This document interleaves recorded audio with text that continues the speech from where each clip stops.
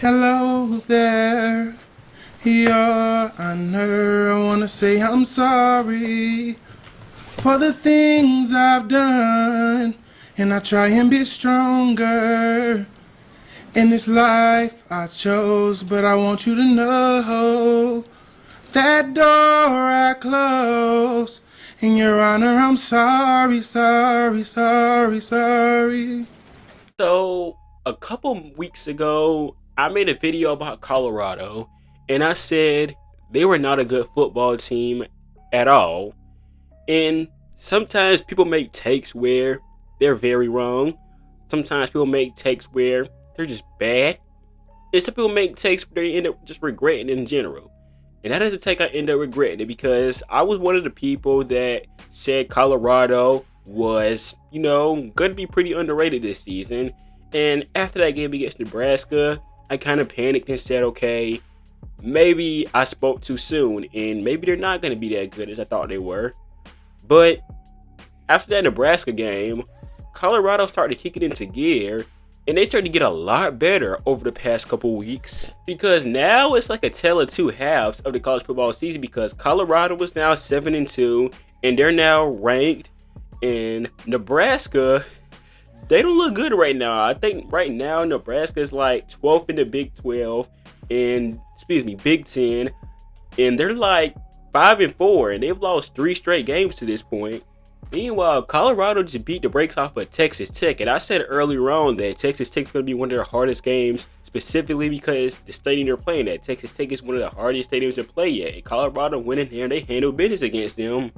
One of the things I said in that video is that Colorado's offensive line has not gotten any better, and in that game against Nebraska, it was pretty bad. It was evidently bad. But over the past couple weeks, Colorado's offensive line has been pretty good. Last year, there were games where Shedeur Sanders was sacked 4 times, even 7 times in one game. I'm looking at the month of October from last year, and here's how it was. Shedeur Sanders was sacked 7 times against UCLA. He was sacked 4 times against Stanford. He was sacked 5 times against Arizona State.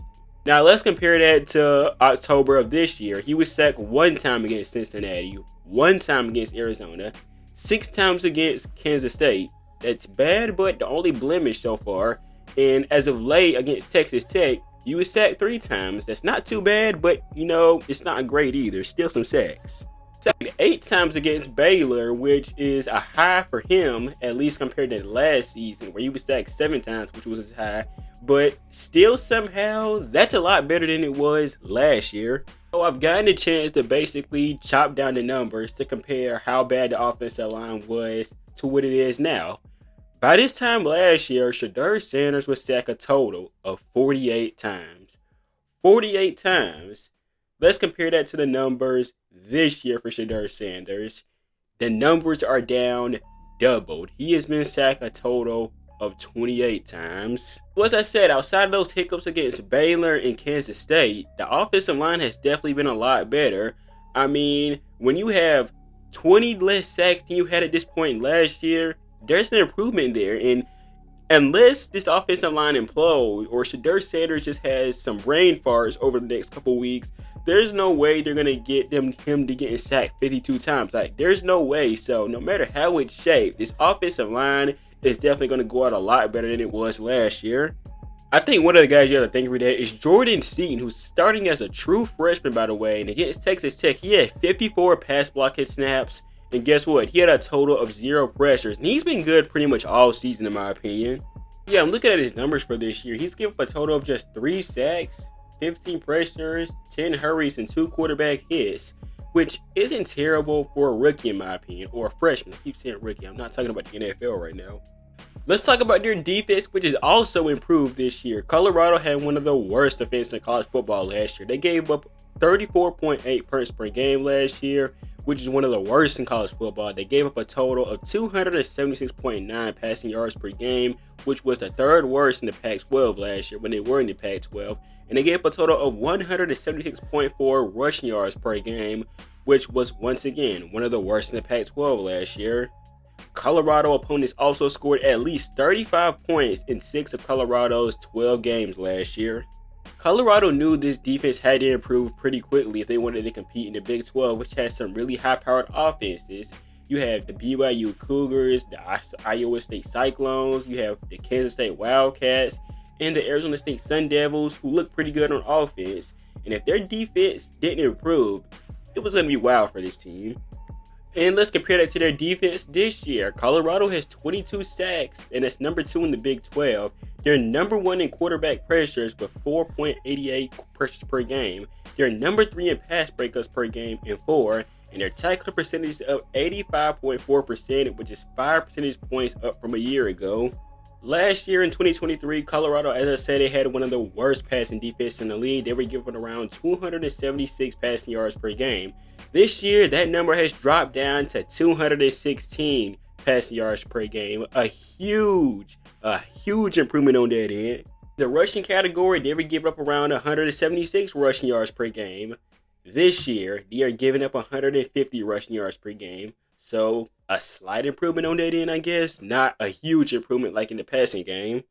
Earlier, I said Colorado had 22 sacks on the season. I forgot to mention that they sacked Texas Tech's quarterback 7 times. So, add 7 to that, and they have 29 sacks on the season to this point, which is even bigger improvement from last year. As a matter of fact, they've already surpassed the number from last year. They had 27 sacks on the season last year, and now they have 29. So, that's already an improvement. And I think we know about guys like Shedeur Sanders and Travis Hunter. In all likelihood, those guys are all going to be first-round picks in 2025. But let's talk about some guys who probably don't get enough credit for how this team is playing to this point. BJ Green, that's their leader in sacks this season. He has 5 sacks and a total of 18 tackles. He also has 2 forced fumbles on the season as well. I want to make sure I'm saying this guy's name right. Nikhil Green, he has a total of 68 tackles, 2 sacks, 2 pass defended, and also an interception on the season. Offensively, I've already talked about Jordan Seaton. I've already talked about how good he is as a freshman. Let's talk about guys like Jonte Wester, who had 45 receptions, 583 yards, and 8 touchdowns. So he's a big contributor next to Travis Hunter. Then you have Will Shepherd, who has 35 catches for 469 yards and 4 touchdowns as well. I give some credit to their running game. It's getting there. It's not great, but it's getting there. Isaiah Augustova has 73 carries for 303 yards and 3 touchdowns, 4.2 yards a carry. Not bad, but not great either in my opinion. And here's the thing, even when I point out all the improvements Colorado has made, there's going to be a lot of guys who still don't want to give this team the credit they deserve. And despite the fact that a lot of these teams they have played this year, they were getting blown out and beat on last year by like Arizona. They lost them by 3 points. This year they beat them 34-7. Last year they faced Colorado State where they had to take them to overtime to beat them. This year they beat them 28-9. It wasn't even close.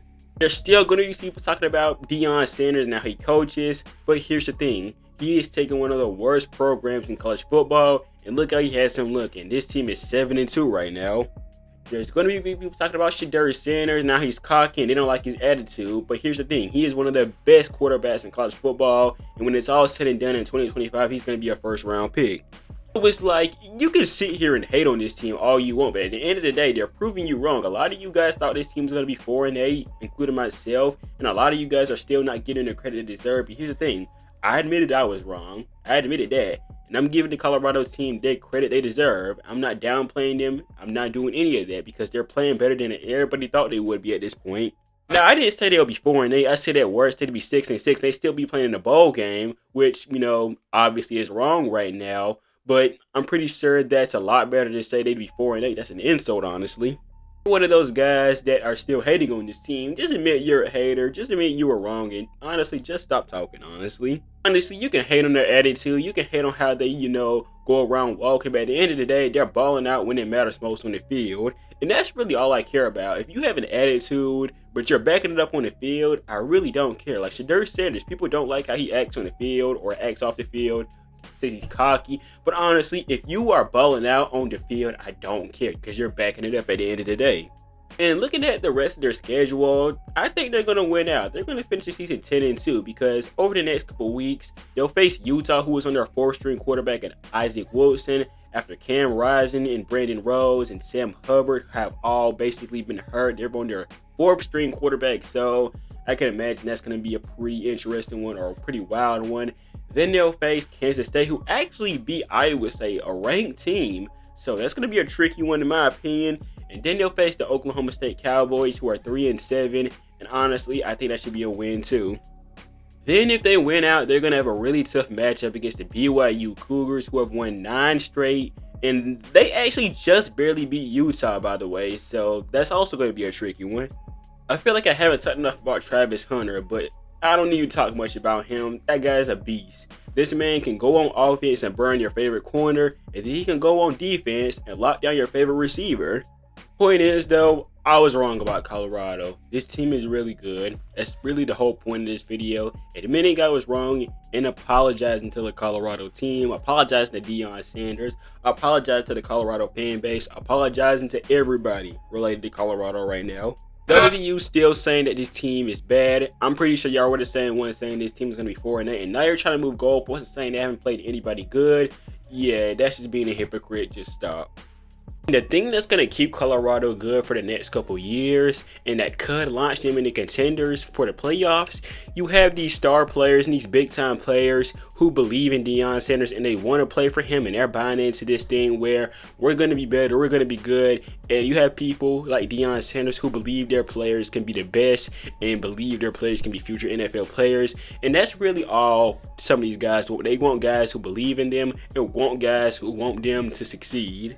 If at any point I said Deion Sanders was a joke, I also apologize for that. I was clearly wrong, and that's disrespectful for me.